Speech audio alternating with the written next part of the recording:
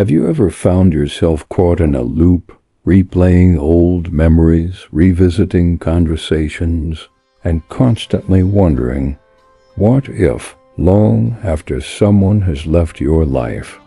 It's a common experience, this invisible tether that keeps us bound to a past that no longer exists, leaving us feeling emotionally drained and stuck. If you're tired of carrying that invisible weight, this message is for you. We all know the feeling of a broken heart, but what about the heart that refuses to heal? Stubbornly clinging to a connection that's no longer there? Sometimes, even when someone is physically gone, their emotional imprint remains, whispering promises of a return or a change that never materializes. If you're ready to break free from this painful cycle and reclaim your peace, keep listening. Imagine building your life brick by brick, only to find that one crucial piece is missing, leaving a gaping hole that you constantly try to fill with memories of someone who walked away. This isn't about weakness. It's about a deeply ingrained belief in a love that was, and a reluctance to accept its end. But what if true strength lies not in holding on, but in the courageous act of letting go? Welcome to StoicCraft, where we explore ancient wisdom for modern challenges. Today, we're diving deep into one of life's most challenging emotional landscapes. Letting go of someone you can't stop thinking about. This isn't about becoming cold or indifferent. It's about reclaiming your heart, your mind, and your life. It's about transforming pain into power and attachment into true freedom. Are you ready to begin this profound journey back to yourself? 1. Accept what's out of your hands. It's a familiar scene, isn't it? Our minds become a constant theater of regrets, replaying those painful moments, dissecting every word, every action, wondering if there was something, anything you could have done differently to prevent them from walking away. We yearn to rewrite the past, to alter choices that were never ours to begin with. But Stoicism offers a profound truth. The first step to genuine emotional freedom isn't found in endlessly rethinking what was, but in wholeheartedly accepting what is. The wise Roman emperor once penned a powerful insight that resonates deeply with this struggle. You have power over your mind, not outside events. Realize this, and you will find strength. This single idea can revolutionize how we navigate heartbreak. The undeniable truth is, you simply cannot control another person's emotions, their decisions, or their desire to stay or leave. You can't force them to love you, to change their mind, or to see your worth. The moment you internalize this, not just intellectually, but truly, deeply emotionally, you begin to shed the immense weight you've been carrying for far too long. Many of us mistakenly equate letting go with giving up, but they are fundamentally different. Giving up implies a loss of hope, a surrender to despair. Letting go, however, is an active, conscious choice to stop fighting battles that were never yours to win in the first place. Clinging to someone who has already chosen to distance themselves is akin to gripping a burning rope. The tighter your hold, the deeper the wound becomes. So, take a moment and honestly ask yourself, why am I still trying to control something that isn't mine to control? Is it a deep-seated fear of being alone? Is it a lurking belief that you are somehow incomplete or not enough without them? Is it the illusion that some magical closure conversation will finally bring you peace? Whatever the underlying reason, the cost of holding on is simply too high. The more desperately you try to cling to them, the more you lose precious pieces of yourself. True detachment begins with a profound shift in responsibility. It means declaring to yourself, I am solely responsible for how I choose to love, not for how my love is received. I am responsible for showing up authentically, not for whether they acknowledge my value. My healing is my responsibility, independent of whether they ever return. This shift, this courageous embrace of your own agency, is where genuine power and profound peace reside. Consider a tree in autumn. It doesn't panic as its leaves fall. It doesn't desperately cling to them. It simply lets go. This isn't a sign of failure, but a natural, inevitable part of its cycle. The same applies to our lives. People enter and exit our lives. Feelings evolve and change. What once felt absolutely certain can become undeniably uncertain. Yes, it hurts. It's a deeply human experience. But resisting this fundamental reality will not bring comfort. It will only prolong and deepen your suffering. Therefore, instead of tirelessly asking, why did they stop caring? Challenge yourself with a different question. What part of me is still trying to alter what is already done? Instead of clinging to the hope that they will suddenly wake up and recognize what they lost, it is time for you to wake up and realize what you have been sacrificing while waiting. Your precious time, your finite energy, your clarity of thought, and your self-respect. Here is the unvarnished truth. Genuine healing does not begin when they decide to come back into your life. It commences the very moment you stop needing them to. Sit with this truth. Accept it. Not because it feels good in this moment, but because it is the most liberating path forward. 2. Stop romanticizing. What hurt you isn't it a peculiar human tendency? When someone significant exits our lives, our memory often performs a strange trick. We suddenly begin to recall only the most idealized versions of them. The laughter, the deep connection, the heartfelt promises. Our minds replay the highlight reel of the relationship, as if desperately trying to convince us that what we lost was utterly perfect and irreplaceable. But memory, particularly when clouded by pain, can be a master deceiver. Grief has a cunning way of rewriting the past, smoothing over the glaring red flags, meticulously editing out the uncomfortable silences, the growing distance, the countless moments that made you feel diminished or unseen. This tendency is one of the most insidious emotional traps we fall into. It's not the person themselves who holds us captive, but rather the idea of who they were, a carefully constructed narrative in our minds. That perfected version is what we desperately cling to. That is what keeps us emotionally paralyzed.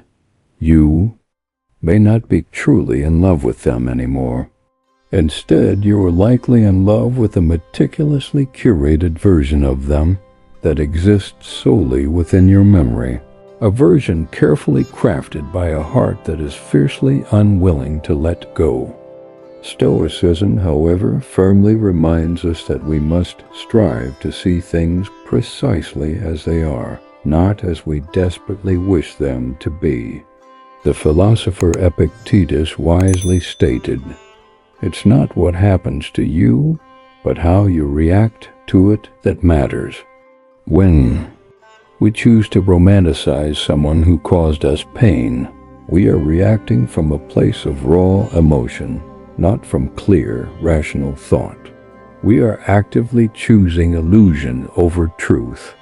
And every single time we revisit that illusion, we pour precious energy into a mere ghost. A ghost that cannot offer you love, cannot truly show up for you, and certainly cannot facilitate your healing. It is time to dismantle that pedestal. It's time to stop idealizing someone who, for whatever reason, was simply incapable of giving you what you genuinely needed. Perhaps they weren't inherently bad. Perhaps they were merely emotionally unavailable, or profoundly unaware of your needs, or simply not ready for the depth and connection you offered. Regardless of their reasons, they left a scar, and to pretend that scar doesn't exist is not a sign of strength. It is a profound act of denial. Reflect on this. If someone consistently made you feel anxious, invisible, or not good enough, is it truly love that you are missing? Or is it merely the comfort of familiarity, the terrifying prospect of starting anew, or perhaps even a longing for the version of yourself you were when you were with them? You owe it to yourself to be brutally honest in this introspection, because clarity, though it can feel harsh, is ultimately an act of profound self-compassion. This isn't about fostering bitterness. It's about establishing vital self-protection. When you cease romanticizing the past, you effectively stop inviting it back into the sacred space of your heart. You begin to perceive the complete picture, the undeniable beauty, yes, but also the equally undeniable pain. And it is only when you can fully acknowledge and see both sides that you can truly, authentically let go.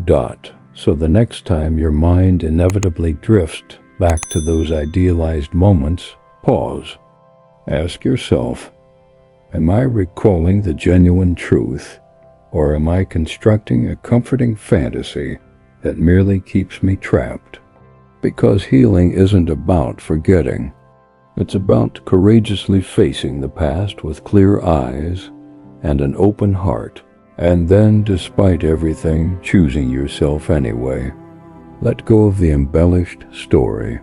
Let go of the seductive fantasy, and in that newly created space, begin the exhilarating process of writing something entirely new, something real, something where you are no longer a mere second choice in your own life's narrative. 3. Create distance to regain clarity when emotions are raw and exposed. Maintaining close proximity to the source of that pain becomes akin to a slow-acting poison. Staying physically, digitally, or emotionally close to someone you are actively trying to release only serves to deepen the wound. It's like attempting to dry your clothes while standing directly in a torrential downpour. You may desperately hope for healing, but you remain immersed in the very storm that drenched you in the first place. This is precisely why the Stoics placed such a strong emphasis on separation, not merely from people, but from the impulsive reactions and deceptive illusions that cloud our judgment. Marcus Aurelius wisely noted, "You must build up your life action by action and be content if each one achieves its goal as far as possible. Yet you cannot effectively take action. You cannot truly rebuild your inherent strength if your mind is perpetually orbiting someone else's emotional gravity. True emotional detachment does not commence with a feeling of indifference. It begins with the deliberate act of creating distance. This distance serves to clear the emotional fog, allowing you to discern what was truly real, what was merely a projection of your desires, and what was never authentically aligned with your well-being to begin with. This doesn't always necessitate drastic measures like blocking them entirely or disappearing without a trace, though in some situations these steps may be absolutely necessary for your mental health. What it fundamentally means is establishing clear, firm boundaries that meticulously protect your precious mental state. Stop the habitual checking of their social media profiles. Cease rereading old text messages as if they are sacred scriptures holding hidden meanings. Stop feeding the compulsive habit of constantly wondering what they are doing, who they are with, or if they ever spare a thought for you.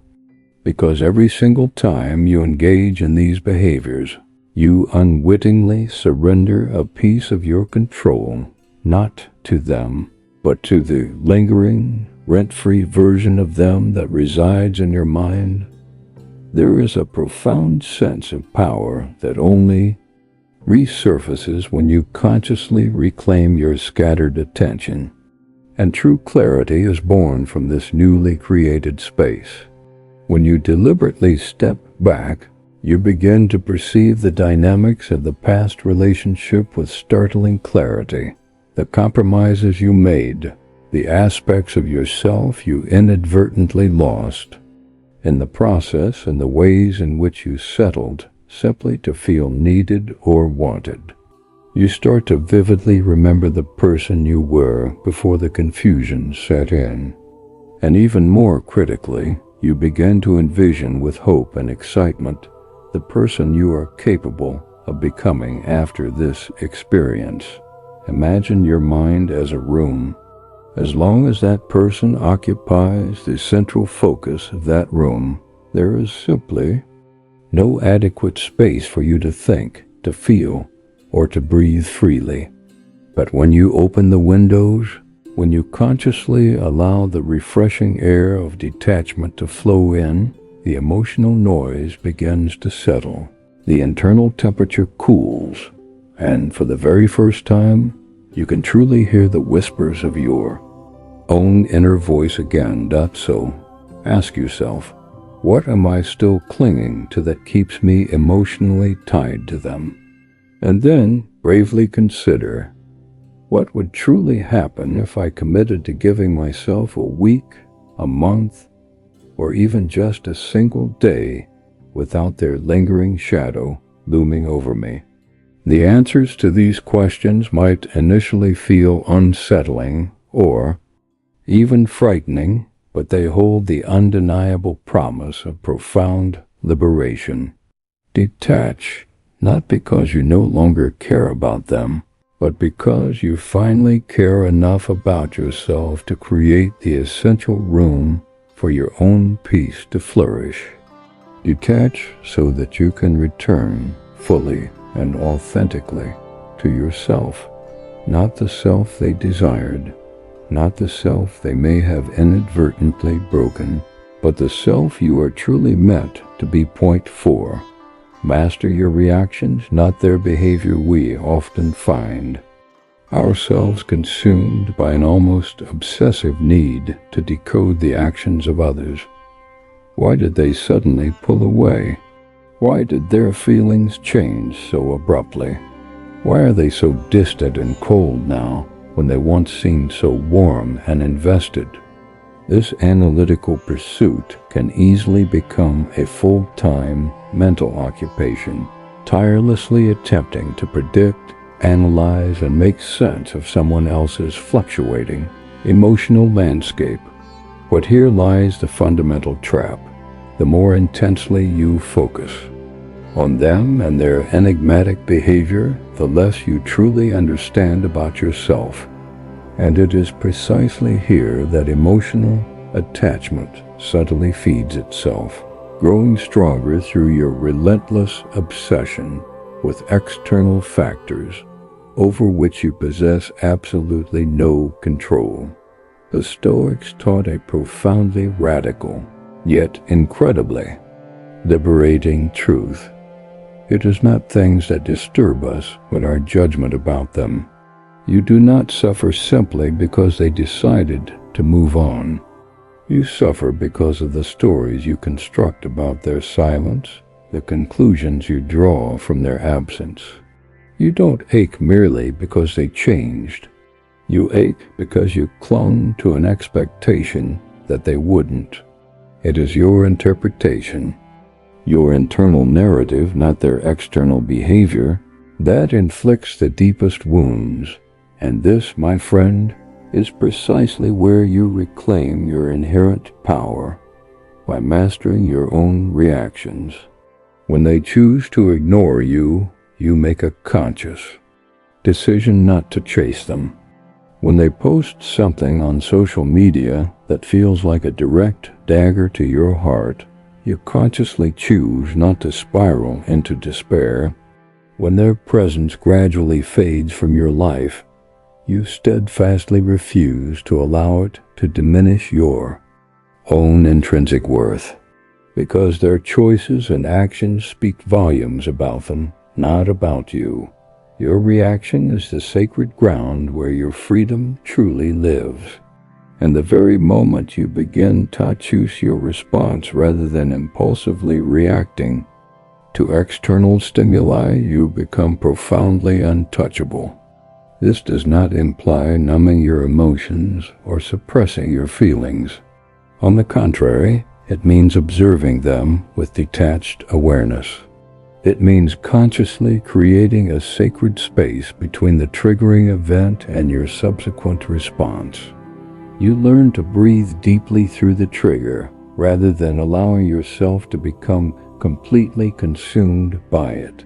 It's undoubtedly a challenging practice, especially when deep affection or love still resides within you.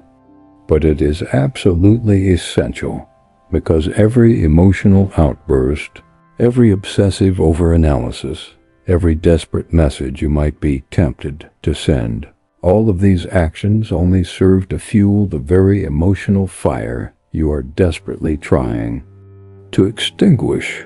You don't need to change how they act. You only need to fundamentally change how you interpret their actions. Imagine the immense strength that radiates from someone who is met with indifference, yet still chooses to carry themselves with unwavering dignity. Imagine the power of someone whose beloved pulls away, yet they still choose profound self-respect above all else. That, my friend, is the essence of the Stoic response. That is the true beginning of emotional maturity, and this wisdom extends far beyond just this one relationship.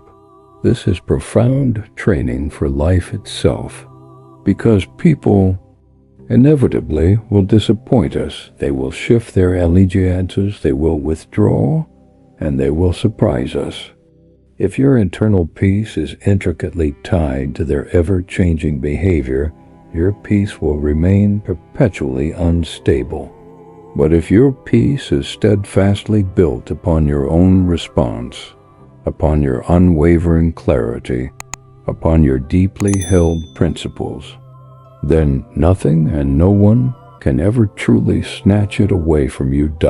So, the next time you feel that magnetic pull to react impulsively, pause, take a deep breath, and ask yourself, does this reaction honor the person I am diligently becoming, or is it merely a desperate attempt to gain the attention of someone who has already moved on? The answer might sting, but it will also set you powerfully free. Let the world supply what it is. Let people be who they are. But master yourself, and you will never again be a prisoner to their chaos. 5. Redefine love as something you give, not something you chase. Most of us from an early age were subtly taught to perceive love as something we acquire, something that originates externally, bestowed upon us by another person, and validated by their unwavering attention, their affection, and their consistent presence. Consequently, when that perceived love is withdrawn, it can feel as though we have been utterly emptied, as if some essential component of our very identity has been ripped away. But this pervasive idea, while incredibly common, is precisely the reason why heartbreak can feel so utterly destructive. The profound truth is, love was never something you needed to relentlessly chase. It was something you inherently carried within you all along. While the Stoics didn't extensively write about romantic love in the contemporary sense, their core philosophy touches upon a much deeper, more foundational truth. They taught that virtue, living a life guided by reason, integrity, and alignment with one's true self, is the highest good. And love, true love, is inherently virtuous. It does not demand, manipulate, or require you to be broken in order to feel complete. Love is something you express and embody through your deeply held values, not something you desperately beg for through someone else's approval. So, what happens when you genuinely love someone who, for whatever reason, does not reciprocate that love? This is the crucible where your very definition of love is put to the ultimate test. If to you love is merely a transaction, if it exists only when it is returned, then of course their emotional distance will feel like a devastating death sentence. But if love is fundamentally something you give, not for the purpose of being repaid, but to remain in unwavering integrity with your own heart, then even when it is not returned, it cannot fundamentally break you. Why? Because you haven't actually lost anything of intrinsic value.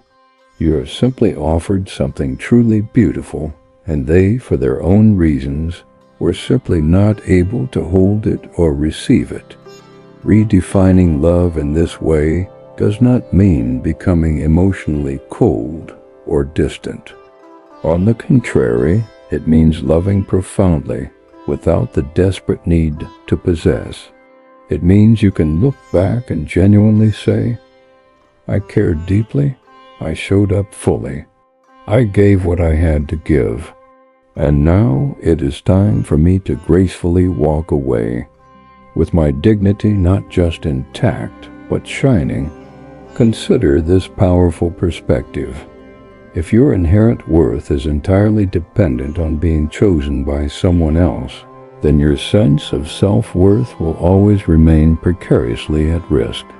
But if your worth is fundamentally defined by how you choose to love, with honesty, with profound depth, and with unwavering courage, then it remains utterly untouchable. Even in the face of painful rejection, so many individuals remain trapped in an agonizing emotional limbo, not necessarily because they are still romantically in love, but because they never felt truly seen or acknowledged. They desperately yearn for that person to return, if only to validate that their love and effort truly mattered. But what if it already did matter?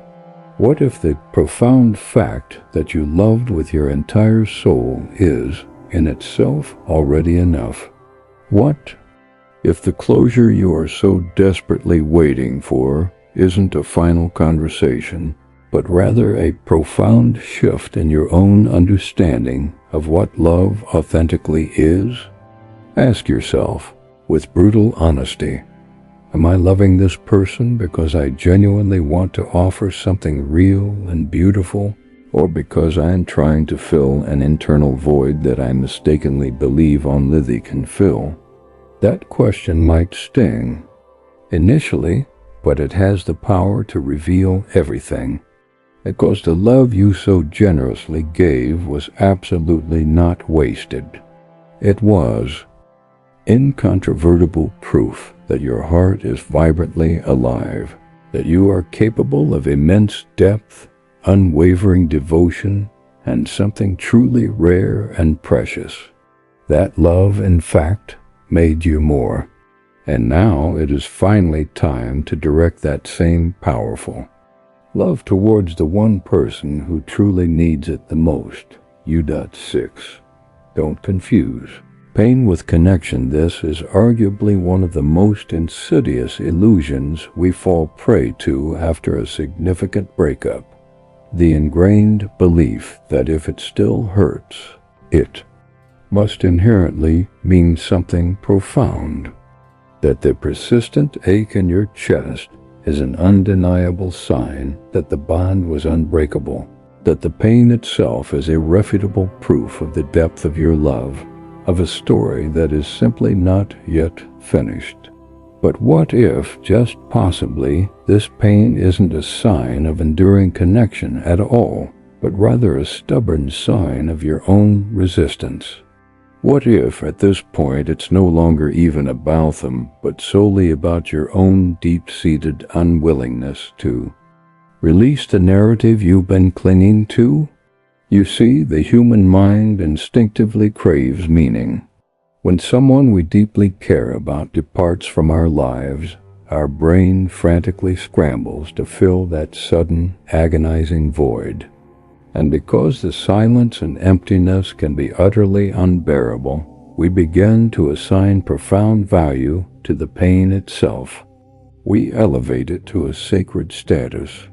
We tell ourselves comforting, yet deceptive, narratives like, "I still feel this way because what we shared was truly real and irreplaceable."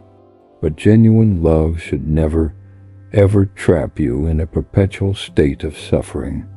True connection does not sustain itself on misery. If the only thing that keeps their memory alive and vibrant in your heart is your enduring sadness, then that, my friend, is not love. That is a deeply unhealed wound. The Stoics consistently taught us to look beyond superficial emotions and to observe the deeper underlying mechanics of our inner lives. As Epictetus astutely observed, when something happens, the only thing in your power is your attitude toward it. You can either accept it or resent it. Pain, in its raw form, is an inevitable part of the human experience. But how we choose to interpret that pain, how we construct elaborate stories around it, that is precisely where our freedom either truly begins or tragically ends. There are countless individuals who remain emotionally attached for years, sometimes even decades, not because the love itself is still alive and thriving, but because the pain has become a familiar, almost comforting companion. They have often unknowingly wrapped their entire identity around the narrative of heartbreak. They begin to harbor a deep-seated fear of who they would even be without that constant ache. That is not a genuine connection. That is a form of emotional captivity. It's a debilitating emotional inertia.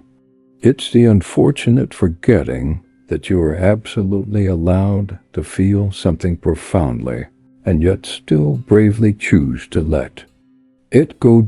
So, here's a challenging, yet crucial, question to ponder. Are you still truly in love, or have you perhaps become addicted to the familiar feeling of missing them? Because sometimes longing can evolve into a deeply ingrained habit. And if you're not incredibly careful, you can begin to mistakenly equate sadness with significance. You might even start to believe that moving on would somehow be a betrayal or disrespect to the intensity of what you once felt. But in reality, it's the precise opposite. Letting go is not an act of betrayal. It is the ultimate act of self-respect. It is respect for yourself, respect for what once was, and profound respect for what you truly deserve to experience next in your life. If the pain still feels sharp and intense, that is perfectly acceptable. That simply means you are human, being with a beating heart. But please do not worship that pain. Do not relentlessly feed it. Do not sit with it for so long that it ultimately becomes your permanent home. You are absolutely allowed to honor your feelings without allowing them to dictate or define your entire future. So, the next time your chest tightens and your mind inevitably drifts back, ask yourself this: is this truly real love? Or is it merely an echo of something I haven't fully and completely released yet? The answer might not materialize immediately, but the very act of asking that profound question moves you undeniably closer to true peace. And that peace, it is not the end of a connection. It is, in fact, the vibrant beginning of an entirely new connection, the one between you and your newfound freedom. 7. Focus on who you're becoming, not who you've lost after someone significant departs from your life. It's incredibly easy to fall into the trap of believing that your story has come to an abrupt and final end. It feels as though a chapter has closed, not merely on a relationship, but on some fundamental part of you. Your joy, your sense of direction, your very self-identity. You don't just mourn their absence. You often grieve the version of yourself that existed when they were by your side. And in that thick emotional fog, we often make a quiet, almost unconscious mistake. We start living in reverse, perpetually looking backward, constantly remembering, endlessly comparing, and forever wondering, what if? But here's a crucial truth. Genuine healing doesn't happen by looking backward. It begins the very moment you decisively shift your gaze from the person who walked away to the magnificent person you are actively becoming, right here, right now. Stoicism is not about burying your emotions or pretending they don't exist. It is profoundly about directing them, and that direction should consistently lead you closer to your core values, to unwavering clarity, and to your continuous evolution. Marcus Aurelius, in his wisdom, famously urged himself, "Waste no more time arguing what a good man should be one." The same principle applies directly to our current situation. Don't spend your precious life endlessly wondering what the relationship hold have been. Instead, invest your energy and time in becoming the resilient, self-sufficient person who no longer needs that relationship to define them. Pain has a strange, almost alchemical way of revealing what truly matters. It humbles us, strips away our comfortable illusions, and compels us to confront the facets of ourselves we may have conveniently overlooked while we were deeply immersed in loving someone else. Perhaps you inadvertently abandoned your passions to keep them comfortable. Perhaps you made yourself smaller, diminished your own light to create more space for them. Perhaps you gave and gave and gave, to the point where you can barely recall what it feels like to truly receive. This is not a failure on your part. This, my friend, is your profound awakening. Because here's the liberating truth. They may have indeed left your life, but the invaluable lesson they imparted did not, and that lesson is sacred. It holds the intricate blueprint for the next elevated version of you, a version that is wiser, undeniably stronger, and far more self-aware. But you cannot possibly encounter that magnificent future version of yourself while you are still relentlessly chasing ghosts of the past. So, The empowering question becomes, what will you courageously build now that they are gone? And do this, not out of a desire for revenge nor to prove anything to anyone, but simply because the time and energy you once generously poured into them now rightfully belongs entirely to you. Start small. Reconnect with those healthy habits you let slide. Revisit the goals you reluctantly shelved while you were perpetually waiting for their attention or approval. Read something that profoundly expands your mind. Move your body. Speak to yourself with the same profound kindness and compassion you so freely gave away. Day by day, these are not merely actions. They are powerful declarations. They emphatically state, I am not stuck in the past. I am not defined by what I have lost. I am actively building something infinitely better now, from the inside out. It is perfectly okay to glance back occasionally. It is perfectly okay to miss them from time to time. But do not, under any circumstances, allow yourself to stay there, because your vibrant future is not behind you. And the person you are powerfully becoming, the one who bravely made it through this, who chose clarity over debilitating confusion, self-worth over desperate chasing, that person profoundly deserves your undivided attention.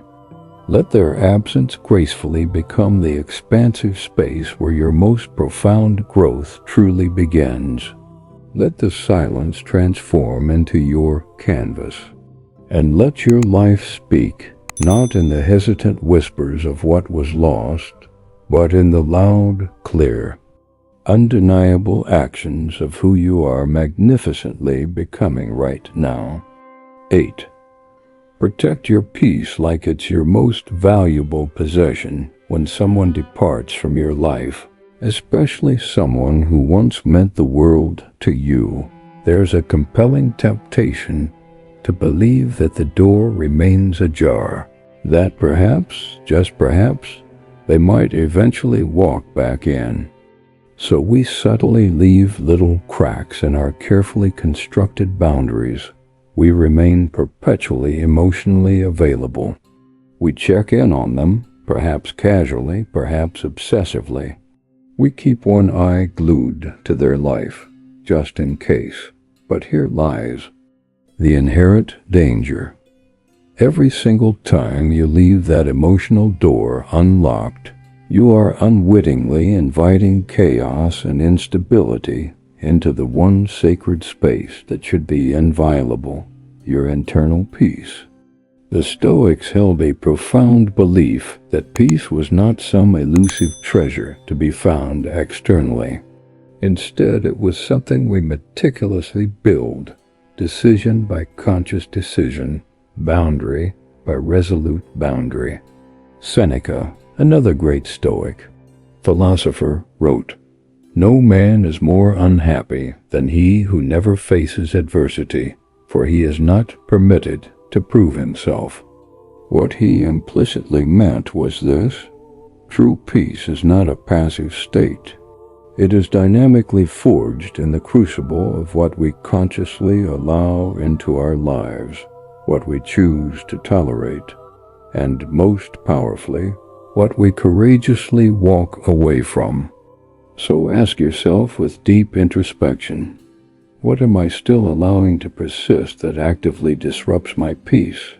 Perhaps it's the relentless replaying of old conversations in your mind. Perhaps it's the desperate, lingering hope for a message that consistently never arrives. Perhaps it's the compulsive checking of their social media updates, their stories, their entire life, as if observing their existence will magically help you feel alive again. But deep down, you know it doesn't. It only serves to deepen the wound you are desperately trying to heal. Protecting your peace necessitates firmly closing those lingering, emotional tabs that they still occupy in your mind. It means making the resolute choice not to respond when they unexpectedly reach out, even if it's just a casual checking in message. Do this not because you are bitter or resentful, but precisely because you are actively engaged in the profound process of healing. It means steadfastly resisting the pervasive urge to prove your worth to them or to remind them of what they purportedly lost. Because the more you relentlessly strive to elicit a reaction from them, the more you unwittingly hand them the remote control to your own fragile emotional state. You must unequivocally stop allowing someone who is no longer an active part of your life to dictate the volume and tone of your innermost thoughts. Imagine your precious peace as a gently crackling fire. You are diligently building every conscious thought, every deliberate choice, every new boundary you establish. Each of these actions adds precious warmth to your inner sanctuary. But every single time you allow them back in, without a clear purpose, without a defined boundary, it's like dousing your nascent flames with icy cold water. And then you wonder why it's so incredibly difficult to feel steady and grounded again. Here's the undeniable truth. Your peace is not something anyone else will magically protect. For you, it is our unwavering responsibility. And that might, at times, mean choosing absolute silence. It might mean implementing digital locks. It might mean deliberately choosing solitude over draining drama. And yes, it might initially feel like a profound loss, a moment of deep discomfort. But in time, you will inevitably perceive it for what it truly is, an ultimate act of profound self-respect. Peace is not loud or boisterous. It is not dramatic or attention-seeking. But it is undeniably powerful. It grants you the invaluable ability to breathe freely without the anxious anticipation of someone else's actions. It restores your tranquil mornings, your restful sleep, and your inherent joy. It serves as a gentle yet potent reminder that life can indeed feel calm and harmonious, even if someone else is no longer a part of it. So protect your peace with fierce determination, because in a world and in a mind often saturated with noise, your peace is the one thing that cannot be bought, borrowed, or ever truly replaced. 9. Don't seek closure from someone who couldn't give you clarity. We are all wired to yearn for that elusive final conversation. That singular moment where everything suddenly clicks into place, where the other person miraculously explains precisely why they changed, why they abruptly walked away, why they so easily let go of something you were still desperately clinging to. It's a deeply human desire. We mistakenly believe that if we can just understand, the agonizing pain will magically vanish. But here is the profound Stoic truth. True closure is very rarely given by another. It is fundamentally created within you and not through external validation from them. Marcus Aurelius, in his personal reflections, reminded himself, "You always own the option of having no opinion." There is never a need to get worked up or to trouble your soul. And this profound wisdom absolutely includes getting worked up over explanations that may, in fact, never materialize. Some individuals depart from your life not because you were inherently not enough, but because they simply couldn't confront their own internal chaos or unresolved issues. Some people change without warning because they were never truly honest with themselves or with you from the very beginning, and some simply fade away, not with deliberate cruelty, but with a quiet, heartbreaking cowardice, waiting for closure. From individuals who demonstrably lack emotional depth or integrity is akin to waiting for absolute stillness in the midst of a violent storm.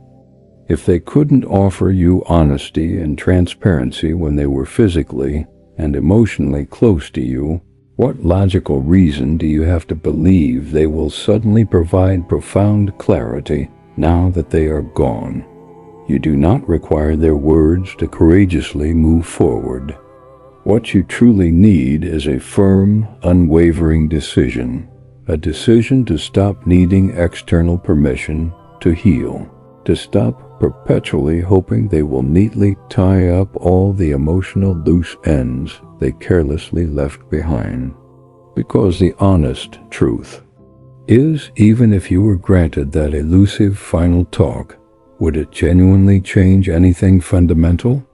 Would it erase the months of agonizing silence, the unanswered texts, the countless moments you begged for their presence and instead received? Only crushing distance? More often than not, closure isn't actually about answers. It is at its core about profound acceptance. It's about realizing that what they chose to do or chose not to do is ultimately a reflection of them, not a definitive measure of your inherent worth. It's about consciously stepping back far enough to clearly see that genuine love should never be confusing, manipulative, or so fragile that it shatters without even a single word. It's about powerfully reclaiming your own narrative, not as someone who was abandoned, but as someone who resolutely chose to rise, even when no one else was there to lift them. You may never truly comprehend why they pulled away. You may never fully discern what was authentic and what was mere performance, but you do know precisely what it felt like. You know how your body involuntarily tensed when they were near. You know the agonizing feeling of waiting, of wondering, of desperately trying harder while they consistently gave less. That knowing, that profound internal awareness is truly enough. It may not be poetic or neatly wrapped in the package of closure, but it is undeniable truth. And truth, no matter how simple or unadorned, is absolutely everything you need to courageously begin again. So, let go of the rigid script you've been clinging to. Let go of the desperate need for a perfect fairy tale ending. You do not require their apology to practice forgiveness within yourself. You do not require their confession to truly let go. You don't even need their lingering memory to bravely move forward. What you unequivocally need is to finally definitively tell yourself, I didn't get closure from them, but what I gained was profound wisdom. I gained immense strength. And most importantly, I got back. 10. Choose freedom over fantasy. There comes a pivotal moment where you must bravely ask yourself a truly difficult question. Am I still desperately holding on to this person, or am I clinging to an elaborate story I meticulously created about them? Because sometimes our attachment persists, not because the actual relationship was inherently great, but because the fantasy of what it could be felt infinitely better than confronting the uncomfortable truth of what it actually was. We desperately cling not to who they authentically are, but to who we fervently hoped they would become, to who we desperately did them to be to fulfill our own internal voids. But hope, when untethered from reality, becomes a cruel prison, and if you are not incredibly careful, you will tragically spend years, perhaps even decades, attempting to relive something that, in its idealized form, never truly existed in the first place. The Stoics would unequivocally tell you, reality is your most powerful ally. Illusion is your most cunning enemy. Marcus Aurelius diligently urged himself, day in and day out, to live consistently in accordance with nature, with how things authentically are, not with how he wished them to be. That, precisely, is the profound requirement of true emotional detachment, the raw courage to squarely face your cherished fantasy and then, with unwavering resolve, let it go. It is the strength to accept, without bitterness, that they simply weren't ready, that they didn't show up for you, that their silence spoke far louder and clearer than any apology could ever hope to. Freedom, true freedom, is not found in perpetual waiting. It is found in the liberating act of release. You must fundamentally understand that when you choose to live submerged in fantasy, you effectively put your entire life on a painful pause. You anxiously wait for text messages that will never arrive. You tirelessly reimagine conversations that never actually transpired. You desperately dream of a version of them that exists solely within the confines of your own mind. But real life, your vibrant, unfolding life, is continuing without you. While you remain emotionally frozen in longing, your future is gently knocking, but you cannot hear its urgent call over the deafening noise of your own self-created illusions. Choosing freedom does not imply that the pain will magically vanish overnight.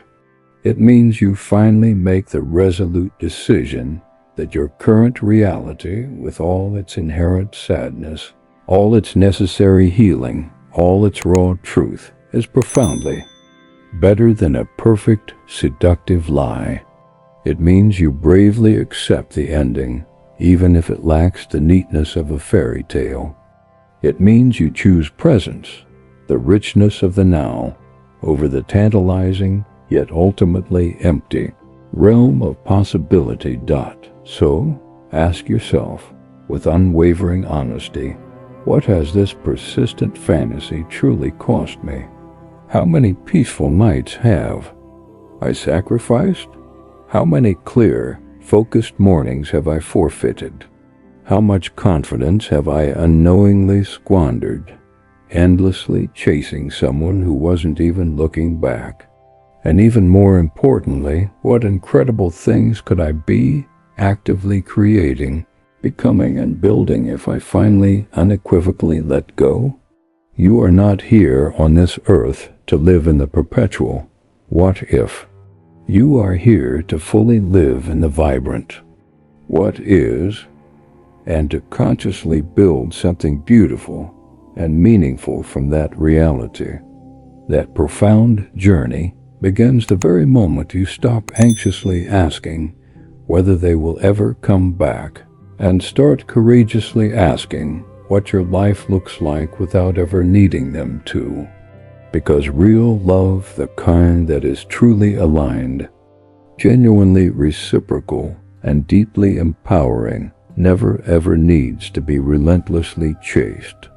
And the longer you hold precious space in your life for someone who is already long gone, the more you tragically delay the inevitable arrival of the person, the peace, and the profound power that is truly meant for you.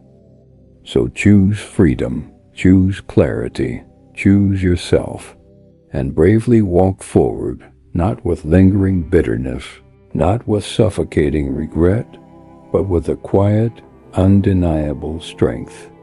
You let go, not because you stopped caring about them. You let go because you finally remembered what you truly deserve. Letting go does not mean erasing the past entirely. It doesn't mean pretending you were never hurt or acting as if you never deeply loved. It means consciously choosing peace over chaos. It means standing firmly in the very midst of your pain and still resolutely deciding, I deserve far better than this confusion and lingering uncertainty. It means profoundly honoring what once was and then courageously releasing what no longer genuinely serves the magnificent person you are actively becoming. The profound wisdom of the Stoics was never about suppressing or denying an emotion. It was instead about skillfully directing it, channeling it into something infinitely greater, into personal growth, into unwavering strength, into profound stillness, and most powerfully of all, into enduring freedom. Because at the end of the day, the true test isn't whether someone loved you back.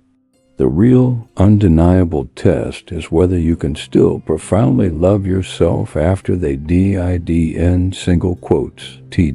So, if you are listening to this today, still hurting, still wondering, still quietly hoping for a message or a miracle, I want to gently remind you, you are not broken. You are powerfully becoming. Every single time you choose clarity over illusion, presence over longing, and truth over fantasy, you are not merely moving on. You are actively, powerfully rising. This, my friend, is your true turning point. Not when they finally come back, but when you courageously come back to yourself. If this episode resonated with you, please consider sharing it with someone else who might need to hear these words. And remember to subscribe to StoicCraft. We're building a supportive space for reflection, healing, and strength together. Your journey towards emotional freedom starts now, and we're here to walk it with you.